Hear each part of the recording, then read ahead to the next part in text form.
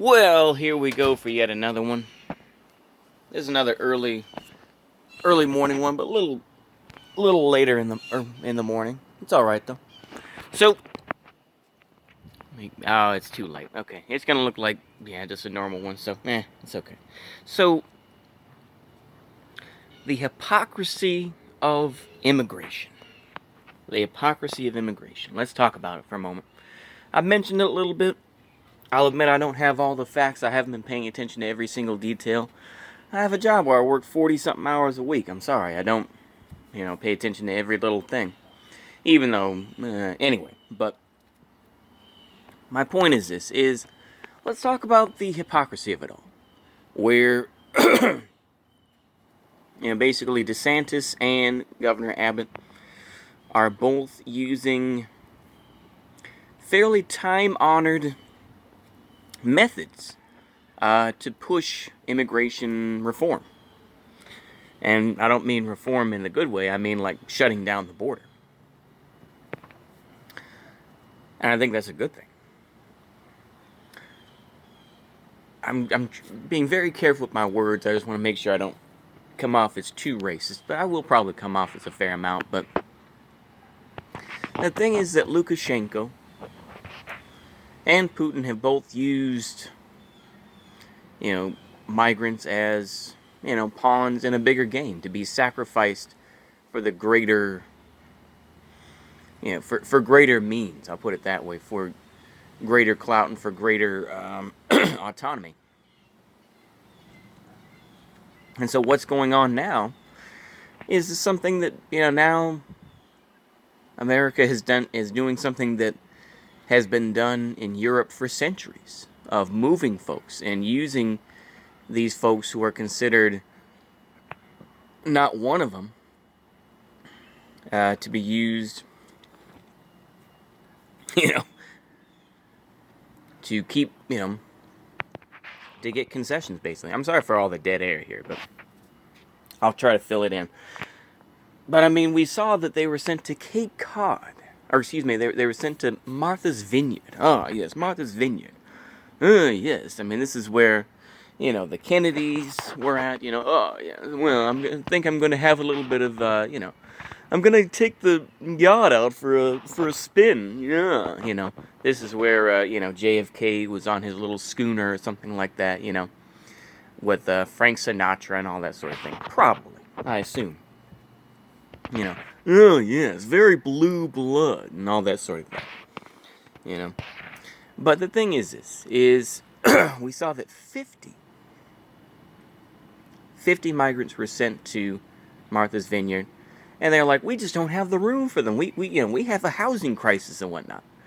The National Guard, allegedly, as far as I know, was sent in, and they were sent to Cape Cod. Yeah, I'm trying to use my my accent here, but I don't think it's working very well. Anyway. And we saw that they were sent to Chicago as well. I'm sure that they were sent to other cities, but basically it was Cape Cod and Chicago were the ones that had been more reported. And a lot of people weren't happy about it. And they basically say it's human trafficking. And I think the thing is that now, I think with the United States, is that now that this hand has been played, the mask is coming off. And the mask is this. The mask is the idea that we care about immigration and the idea of give me your tired, your poor, your huddled masses. And that sort of thing. That sort of idea, and the sort of idea of the U.S. being the land of immigration. Research that, if you will, and research who wrote those poems and wrote those songs about the greatness of immigration. Read between the lines, kids. You know what I'm talking about. But basically, yeah, it's not pretty. And so now we're beginning to see that immigration has always been a way to disenfranchise people and to demoralize. That's always been the way. Even back, I'm sure, during, the even going back to the Roman Empire. They couldn't get enough average Romans who were probably considered Roman only in the maybe electoral sense. And they couldn't get enough, and so what did they do? Well, they grabbed the Goths. And they said, hey, you guys seem pretty tough. You seem to like to kill people. Why don't you join the military? And they're like, fuck you. And then they had their fights and everything else like that. And then you have, Teutoburg and the revenge of Arminius. Now, of course, you could say, oh, but the Roman Empire got the revenge on Arminius and on all that. Yeah, that's true. Later on. But immediately, it was considered a massacre against the Roman Empire.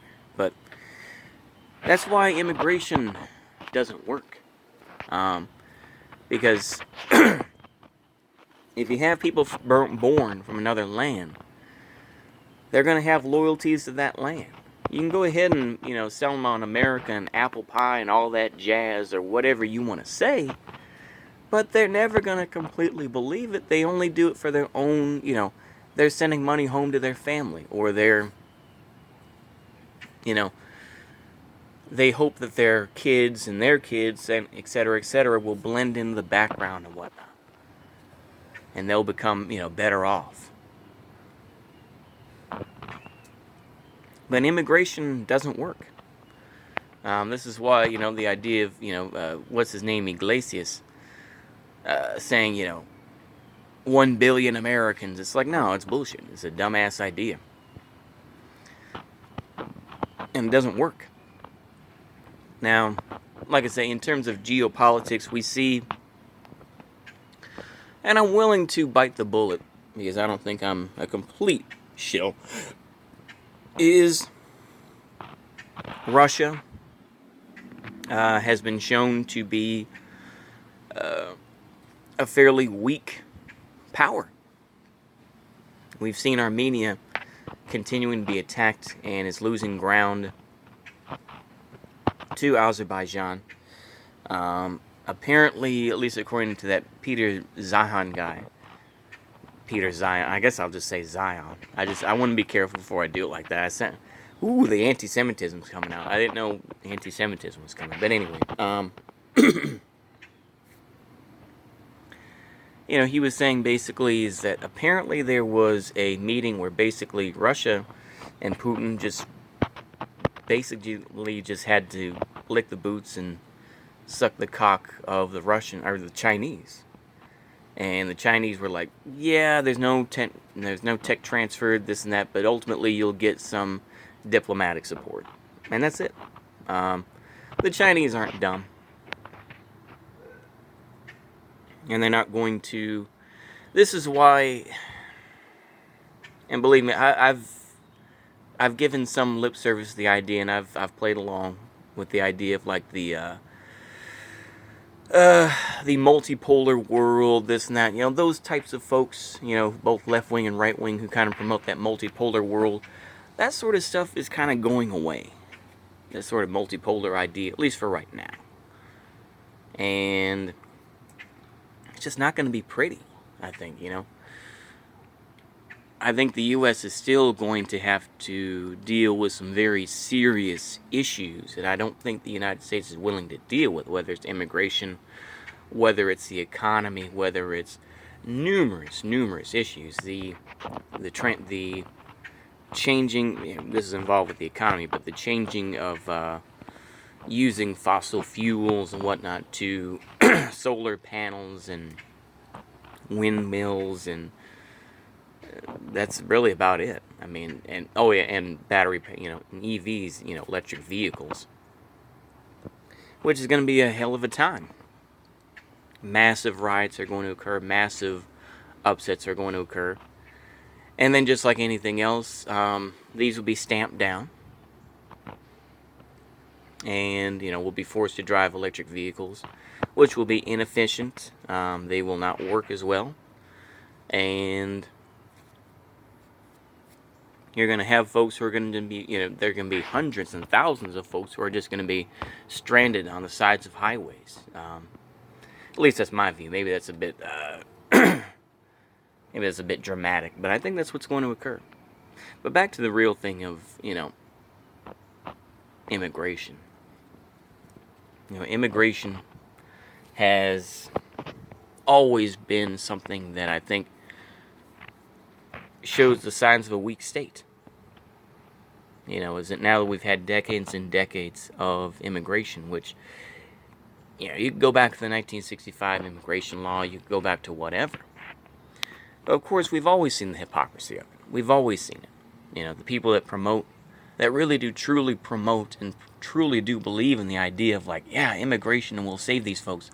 A lot of those folks live in these areas that are purely, completely white. And they don't want diversity there. And if they do have diversity, they're basically just, white on the inside, right? And they'll speak white and everything else, It's like, when you hear these, you'll hear these, Hispano commentators. Hispano is my version of Latinx, by the way. Y'all know that, I think. But where, it'd be like, well, hi, my name is Maria, Garcia, and they'll purposely do that sort of thing, or, like, my name is Maria Lechuga, and this is what we're going to do, and they completely talk white, but then they'll, it's like, well, yes, as a Latina, then, well, yes, as a Latina, and then, Latina, and then they'll continue on speaking as white as they possibly can, I think that's what they want. They want those types. They want the second and third generation type. They don't really care about the first generation. First generation of folks who remember the old world and, the old country.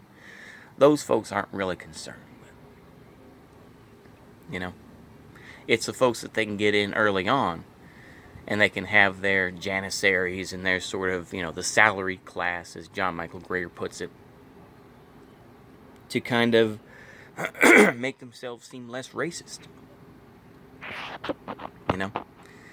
And we're seeing some of that break down where now we see that immigration has always been a system of,